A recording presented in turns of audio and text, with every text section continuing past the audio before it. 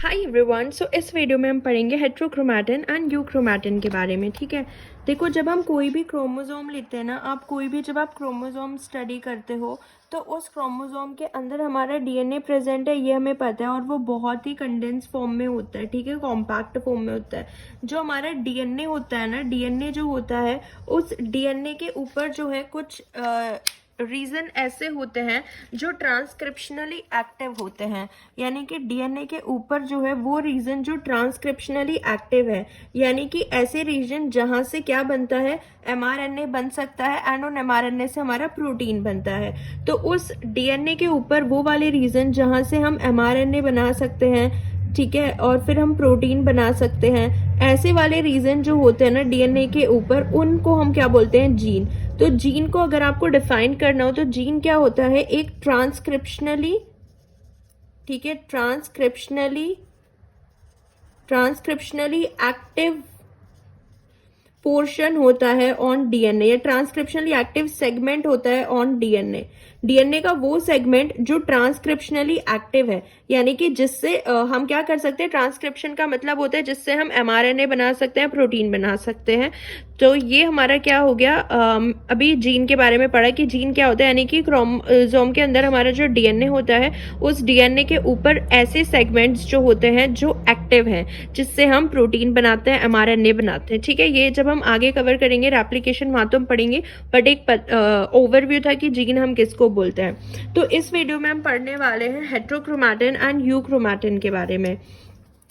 ठीक है, हेट्रोक्रोमैटिन और यूक्रोमैटिन जो होता है, ये क्रोमोसोम के अंदर ही जो रीजन होते हैं, कुछ रीजन को हम हेट्रोक्रोमैटिन बोलते हैं एंड कुछ को हम यूक्रोमैटिन बोलते हैं। तो जब हम हेट्रोक्रोमैटिन की बात करते हैं, हेट्रोक्रोमैटिन वो रीजन होता है जो डार्कली स्टेन हो सकता है, डार्कली स्टेन रीजन होता है। अगर हम स्टेनिंग करते हैं तो ये डार्कली स्टेन होता है हेट्रोक्रोमैटिन, और ये हमेशा कंडेंस फॉर्म में ही रहता है, दैट रिमेन्स कंडेंस। ठीक है, तो ये कंडेंस फॉर्म में रहता है एंड ट्रांसक्रिप्शनली साइलेंट रहता है, यानी कि ये ट्रांसक्रिप्शनली एक्टिव नहीं है। ये वो वाला रीजन होता है जहां से हम एमआरएनए या प्रोटीन नहीं बना सकते, ट्रांसक्रिप्शनली साइलेंट होता है।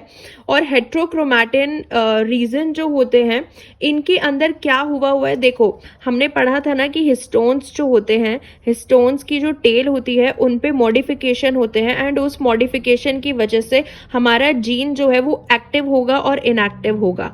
ये याद होगा, है ना, ये हमने हिस्टोन में देखा था। तो इसलिए हेट्रोक्रोमैटिन रीजन वो वाला रीजन होता है जहां पे जो हमारे हिस्टोन्स होते हैं ना, यानी कि हिस्टोन की पोजीशन दी हुई है H3 जो हिस्टोन है, उस हिस्टोन में जो K9 है, यानी कि 9th पोजीशन पे जो लाइजीन है, ठीक है, लाइजीन अमाइनो एसिड जो है, उस पे क्या हो जाता है, हिस्टोन के ऊपर डी एसिडाइलेशन एंड मिथाइलेशन हो जाता है। तो यानी कि जब हम हिस्टोन का क्या करते हैं, हिस्टोन का जब हम डी एसिडाइलेशन करते हैं या मिथाइलेशन करते हैं, हिस्टोन डी एसिडाइलेशन या हिस्टोन का हम क्या करेंगे, मिथाइलेशन करेंगे, तो उस केस में क्या होगा, जो जीन होगा वो कैसा हो जाएगा, इनएक्टिव हो जाएगा। तो इसलिए हेट्रोक्रोमैटिन रीजन वो वाले रीजन होते हैं क्रोमोसोम के ऊपर जहां पे हमारे हिस्टोन्स जो है ना, डीएनए के जो हिस्टोन्स है उन पे डी एसिटाइलेशन हुआ है और मिथाइलेशन हुआ है, जिससे जो है वो क्या है, ट्रांसक्रिप्शनली इनएक्टिव है या साइलेंट है।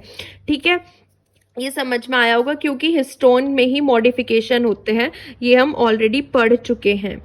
अब देखो जो यूक्रोमैटिन होता है वो क्या होता है, लाइट स्टेनिंग रीजन होता है। अगर हम स्टेन करेंगे तो ये थोड़ा लाइटली स्टेन्ड होगा, एंड ये कम कंडेंस होता है पोर्शन, हेट्रोक्रोमैटिन ज्यादा कंडेंस होता है, और ये तो ट्रांसक्रिप्शनली एक्टिव होता है। तो यूक्रोमैटिन क्या होता है, ट्रांसक्रिप्शनली एक्टिव वाला पोर्शन होता है, एंड ज्यादातर जो प्रोटीन कोडिंग जीन होते हैं ना, सारे इसी में प्रेजेंट होते हैं, जिनसे हमारे प्रोटीन बनते हैं, वो वाले जीन्स जो हैं वो इसी वाले पोर्शन में प्रेजेंट होंगे, यूक्रोमैटिन वाले पोर्शन में। इसके अंदर क्या हुआ होगा, हिस्टोन का एसिडाइलेशन एंड मिथाइलेशन हो रखा होगा।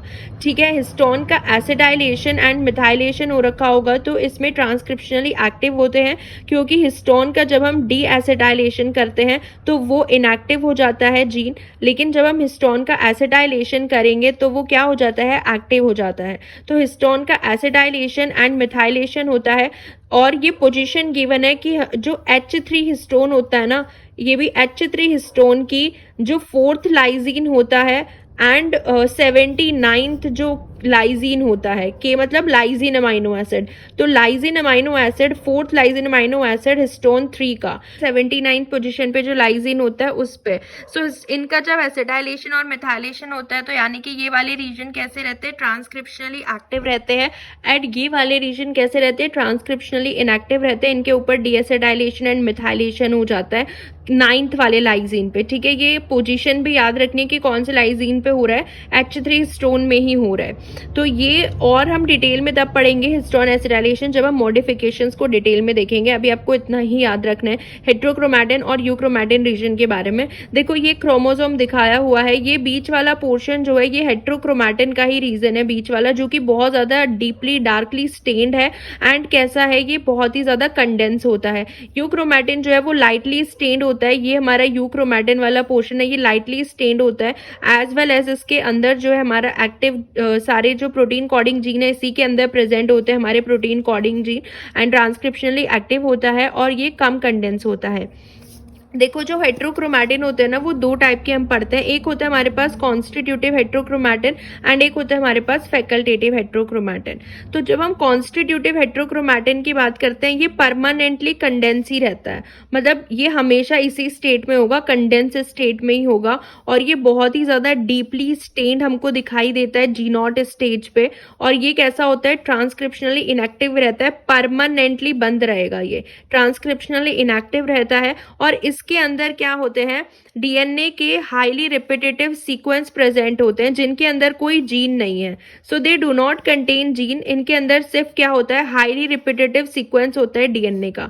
सो कंस्टिट्यूटिव हेट्रोक्रोमैटिन वाला रीजन ये यहाँ दिखाया हुआ है, ये ठीक है, परमानेंटली जो है इनएक्टिव रहता है, ये बात याद रखना। और इसके अंदर जीन नहीं होते हैं, सिर्फ डीएनए के जो है हाईली रिपीटेटिव सीक्वेंस प्रेजेंट है।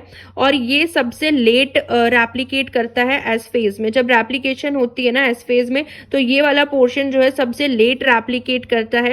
एंड इसमें जो जेनेटिक रिकॉम्बिनेशन हम पढ़ते हैं, क्रॉसिंग ओवर जो होता है, फ्रीक्वेंसी जो होती है रिकॉम्बिनेशन की, वो भी इसमें बहुत कम होती है, सबसे लेट रेप्लिकेट होता है।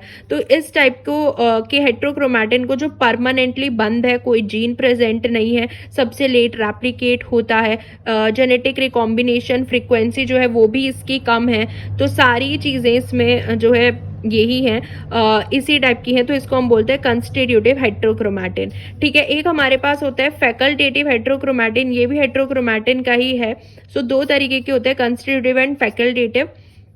फैकल्टेटिव हेट्रोक्रोमैटिन जो होता है ये कुछ यूक्रोमैटिन के ही पोर्शन होते हैं जो हेट्रोक्रोमैटिन स्टेट में कन्वर्ट हो जाते हैं। क्योंकि यूक्रोमैटिन क्या होता है, यू क्रोमैटिन, इसको आप पता है कैसे याद रख सकते हो, यू माने कि आप हमेशा एक्टिव हो, ठीक है, यू। सो यूक्रोमैटिन यानी कि यू ऑलवेज एक्टिव, तो यानी कि यूक्रोमैटिन वाला जो पोर्शन होता है वो हमेशा एक्टिव रहता है, ट्रांसक्रिप्शनली एक्टिव रीजन होता है।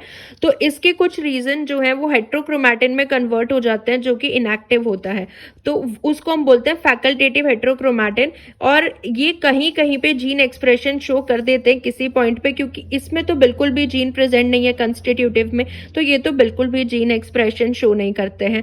फैकल्टेटिव वाले करते हैं क्योंकि हेट्रोक्रोमैटिन में ये कन्वर्ट हुए हैं यूक्रोमैटिन से, ठीक है।